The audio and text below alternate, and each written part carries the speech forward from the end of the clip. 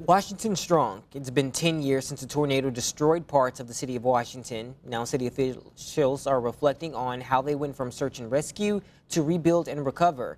WBD's Shabnam Dinesh joins us now live in studio, and she has a closer look. Shab. Yeah, Durante, from cleaning up debris to cutting red tape and hosting regular town hall meetings, city leaders say it was an all hands on deck operation to rebuild entire neighborhoods.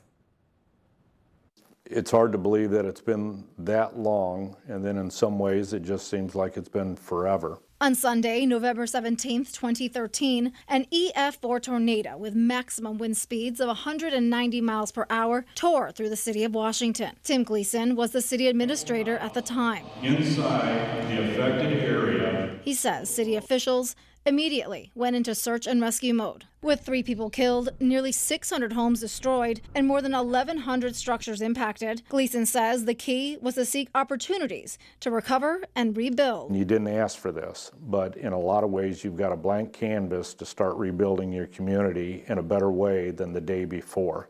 So you've got to seize those for the community's sake. To help businesses and homeowners recover, the city cut red tape. Pave a way for them to get back into business as quickly as they possibly could. We tried to expedite the effort as much as possible. We basically waived all of our permitting fees. John Oliphant, the city's planning and development director, says all residents were impacted, even if their home was left untouched. Every business, whether you were in the path or not, was impacted on a temporary basis. Gleason says a staggering 98% of Washington residents chose to stay and rebuild. The return rate in Washington is amazing and far exceeds what most communities realize. I think very early on, the residents were very strong in wanting to come back. Oliphant's department oversaw rebuilding and code enforcement. We wanted to make sure that the public safety was of utmost priority. City leaders held regular town hall meetings to help the community recover, offering resources and information. It was amazing because even in the aftermath of the third or fourth day afterwards, in the middle of the night, all you could hear was air hammers and nail guns, backup alarms. People were actually going to work, putting their city back together, their residents back together, and it was just a sound of hope.